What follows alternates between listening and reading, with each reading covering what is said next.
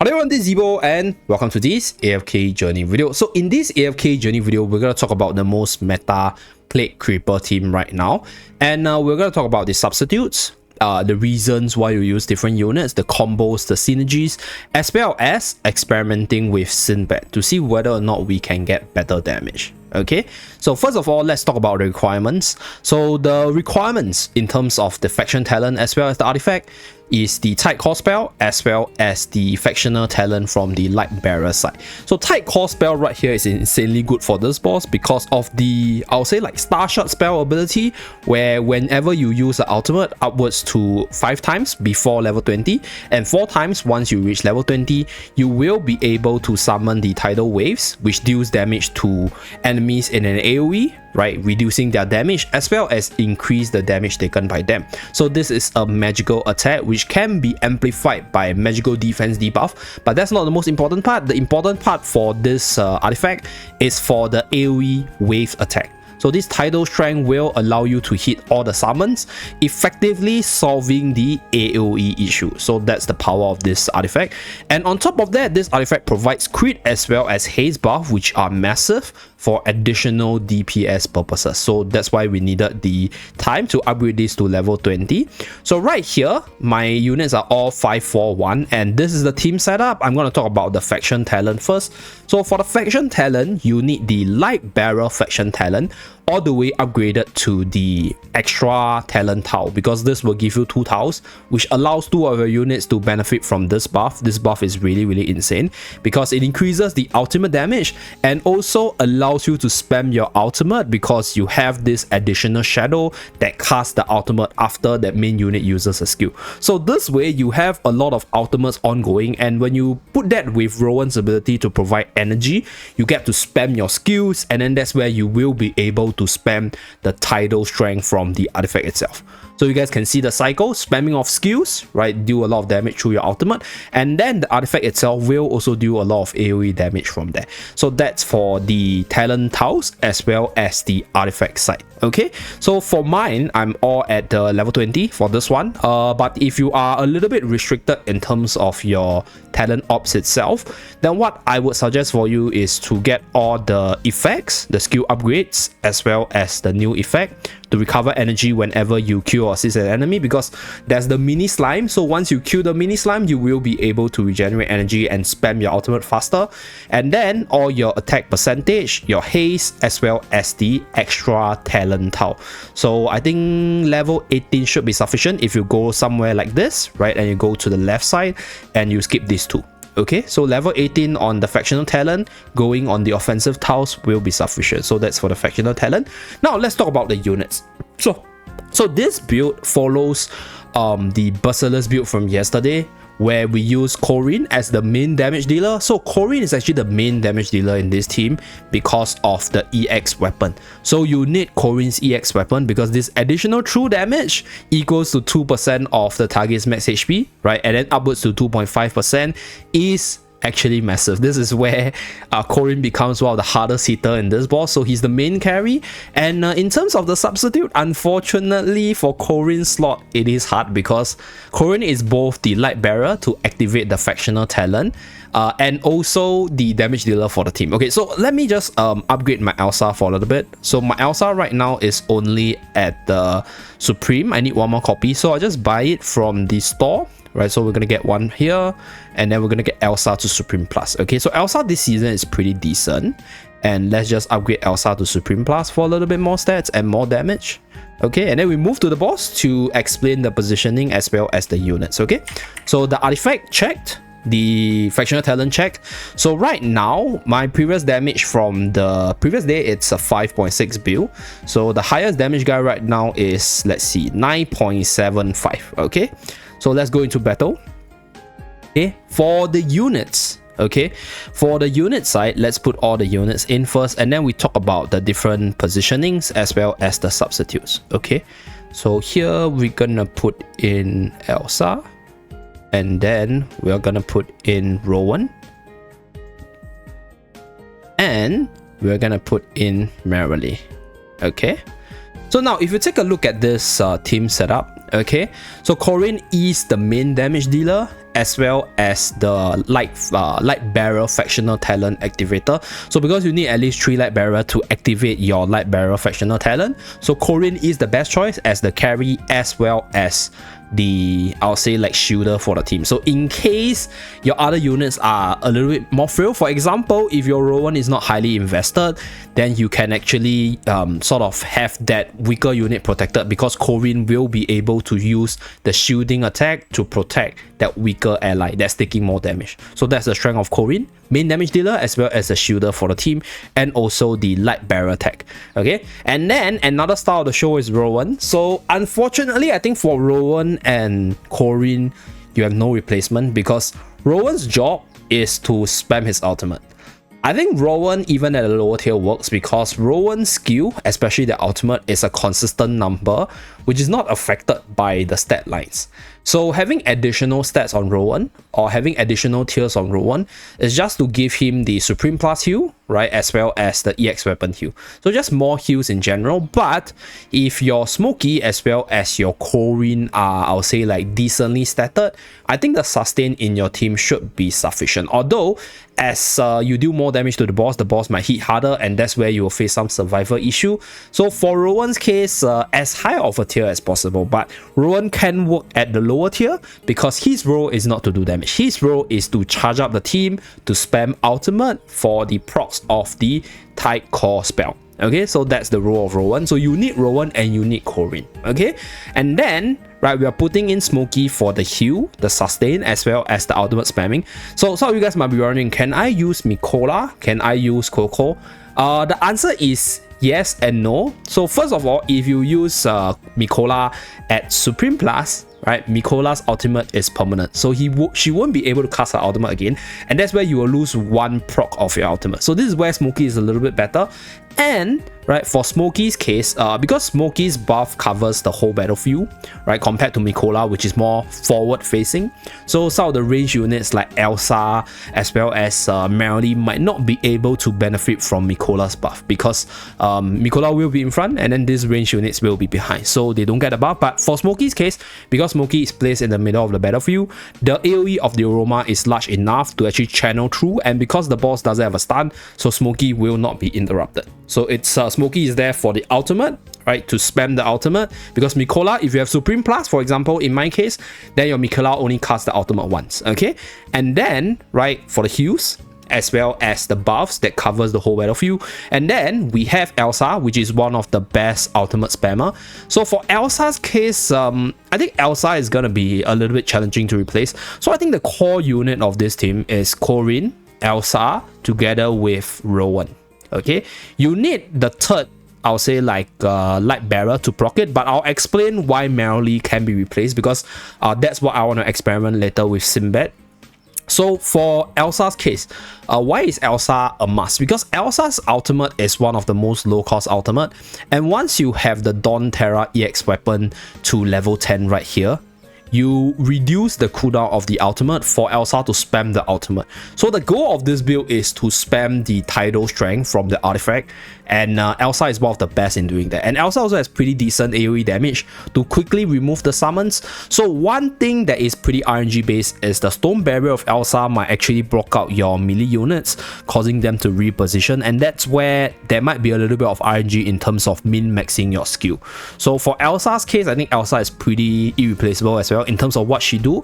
But if you don't have Elsa invested, what I can suggest is you can run a full Lightbearer team for more stats. For example, maybe Sinbad together with Marilee, or you just use a Rainer in Elsa slot to just boost the damage on the boss instead. So you get lesser ultimate procs, but your units damage are hitting harder on the boss itself. Okay, so I'll do all the different builds across all the different factions in another video, but this is the best team setup. So Elsa, pretty crucial because you need her to spam her ultimate.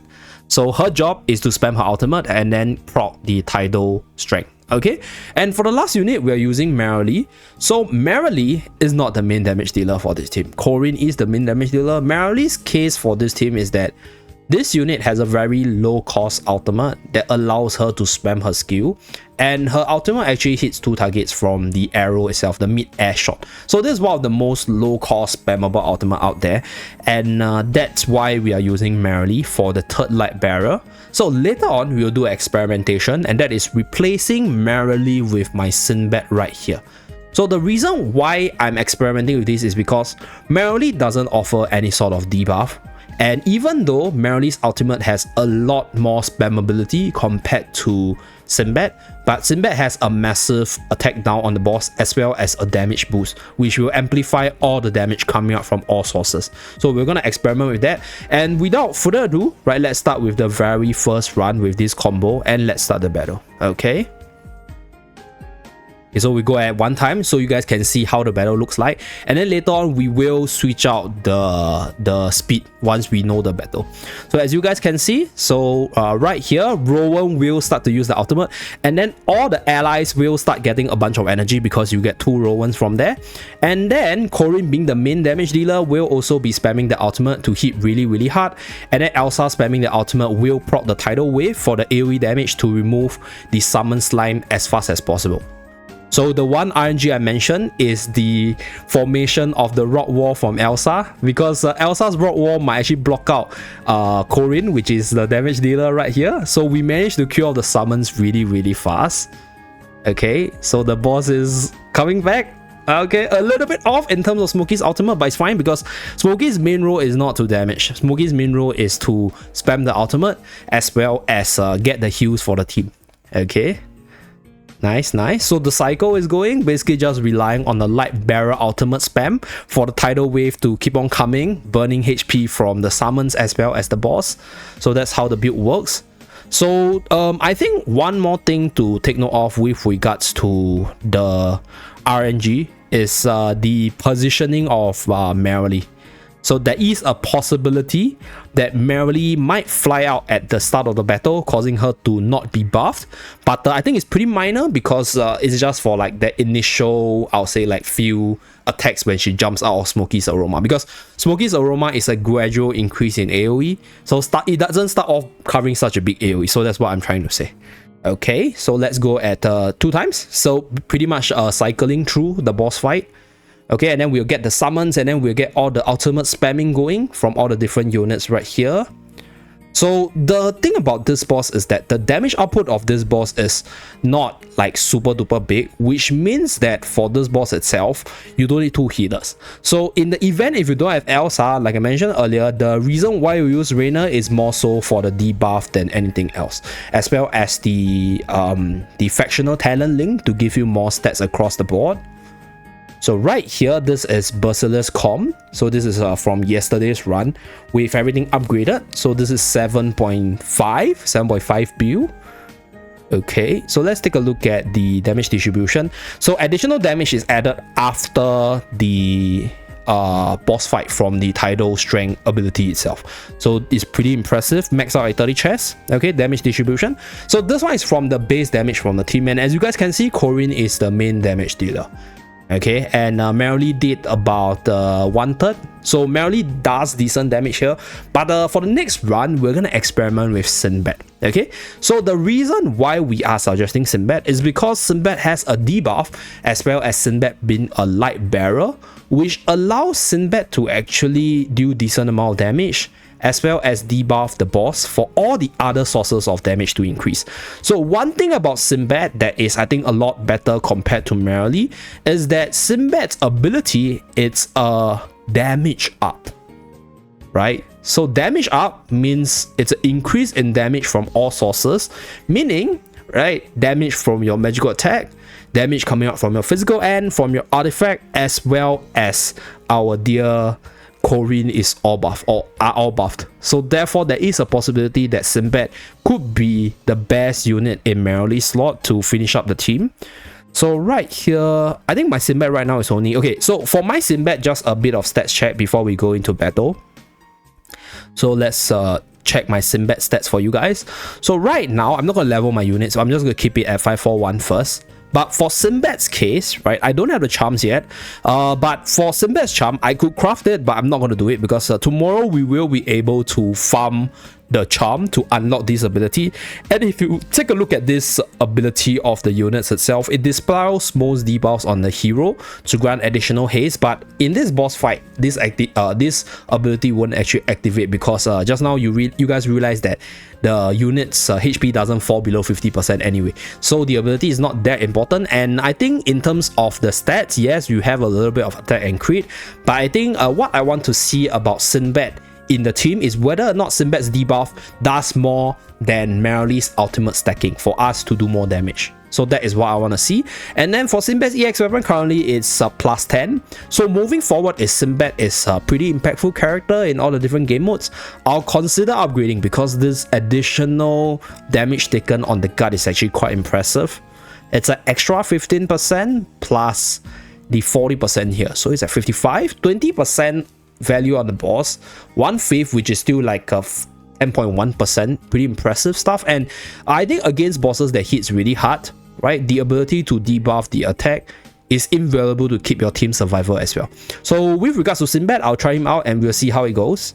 Okay, so my best damage just now with Marilee's run is 8.6. So let's try it with Sinbad. So take out Marilee and we're gonna put in Sinbad here. So the reason why we put Sinbad in front is because we want Sinbad to draw aggro, and then Sinbad will be able to use his ultimate to start the tidal essence as fast as possible. Okay, so let's start the battle. Go at 2 times. Okay, so everything is the same. So one thing about Sinbad is that Sinbad actually get buffed up by additional haste because Sinbad's ultimate damage calculation calculates your changes in attack speed as well as bonus haste, which means that Smokey, being a unit that buffs up the haste for the team itself, also increases our dear Sinbad's damage output. Okay, so the debuff is still on the boss, as you guys can see from the green and the red icon. So we are causing the boss to do less damage to us, and we are doing more damage to the boss from all the different sources. So now what we are trying to see is whether or not, right, Sinbad's debuff as well as the ultimate cycle outweighs the damage output that's provided by Marilee from her attacks as well as the ultimate spamming. Okay, nice. All the units are still the same level. So we still have about 25 seconds. 4.8, 4.9, 5 view. Okay, so the boss is gonna split again.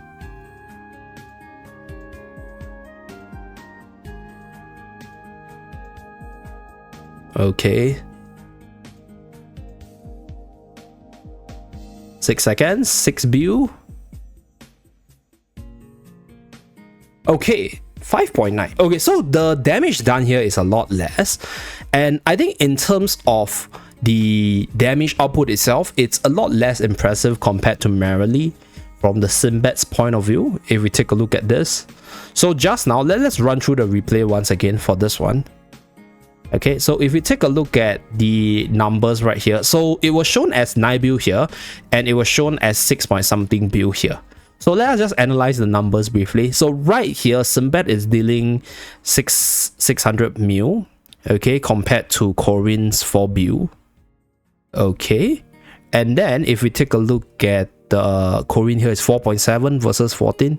So the gap in terms of the damage came from mostly Sinbad, right, as well as Corinne's loss of damage. So Elsa is still doing the same amount of damage, in fact a little bit more, because Elsa actually got boosted from our dear Sinbad. So I think this team might have quite a bit of RNG, but for Marilee's case right now, we are at the, I'll say, pretty high EX weapon tier compared to Sinbad. So I think that could be one factor, and I think it also could be because we don't have the set focus on Marilee for Marilee to do even more. So there's a few factors that I would like to mention, but I think what I'll do is I'll upgrade Sinbad's EX weapon to EX 15, okay, just to showcase for this boss.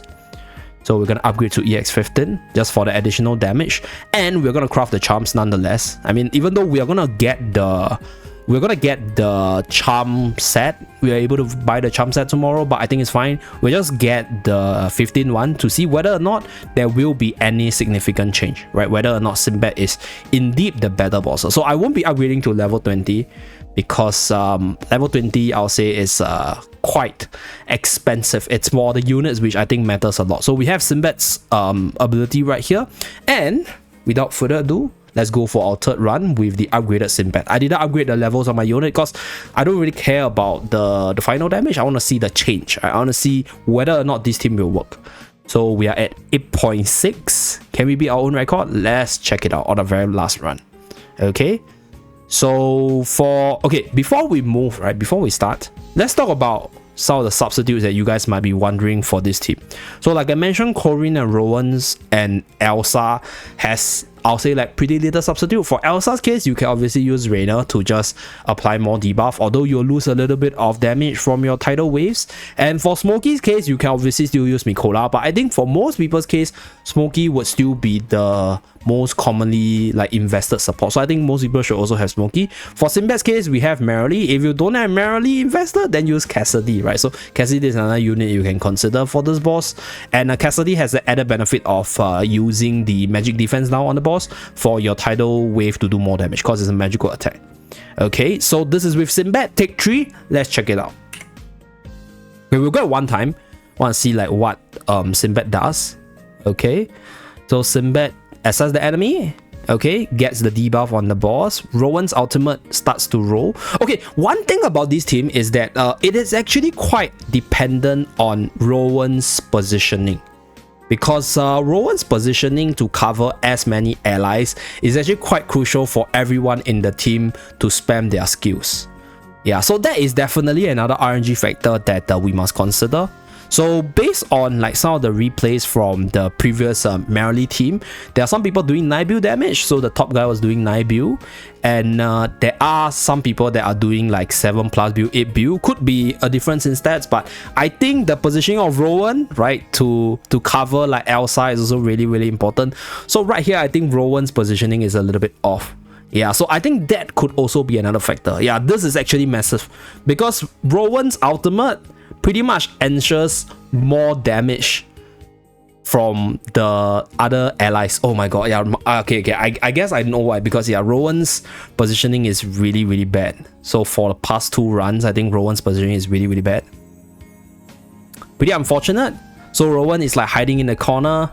You see, the ultimate is really off here. So yeah, I guess I can see why the damage fell. Okay, pretty unfortunate for this Sinbad run, because the ultimate is not hitting on as many allies for us to spam our tidal wave. Yeah, and because we're also blocked out by Elsa's block there. Really unfortunate run. Okay, let's see whether or not Rowan can make up for it. Okay, still only buffing 2 allies from the ultimate. Okay. The tidal wave spam. 5 build. Okay, still okay. Can we actually make up for the damage? Oh my god, we are closing to 6. Okay, 6.1, not so bad. Okay, 6.5 here. So I think Marilee could legitly be probably the better one, because I think in terms of Marilee's damage output is a little bit more consistent compared to Sinbad. Because I think being a melee unit, you sort of get blocked out by Elsa by quite a bit. Yeah, we lost quite a lot of damage from Corinne here. So if we were to review this runs itself, I think, yeah, one of the more important factor which I kind of failed to talk about is the RNG factor of Rowan. So in this very first fight, I think the Rowan's ultimate was like hitting everyone. So like this way, all the units were effectively spamming their skills more efficiently.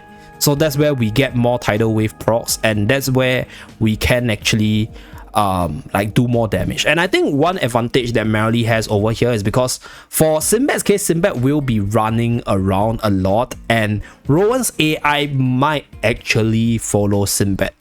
So based on the positioning of Sinbad and then your positioning of your Rowan, how many units getting buffed by Rowan's ultimate will affect the final damage. So from this run, as you guys can see, Rowan is right in the middle, spamming the ultimate. All the allies are getting the additional energy, and then that's where, oh my god, your whole team just hit so hard. Okay, we might have to find a new position for Elsa if you want to try to make Sinbad work. But yeah, these are basically the strongest teams. This is the strongest build for this boss right now, which is the Lightbearer talent spamming team. Okay. Yeah, so right here you guys can see my Rowan just in the middle of everyone. So therefore we had like we got a lot more damage from this run compared to like the Sinbad runs earlier. Okay, so in the next few days I'll try to figure out like Sinbad's positioning, but I guess that's pretty much it for this video. Just the best team showcase and the different variations that you guys can do for maximum damage against this boss. And that's it for this video. Thank you very much for tuning in. Do remember to like and subscribe to see more, and I'll see you guys again in my next video. Bye guys.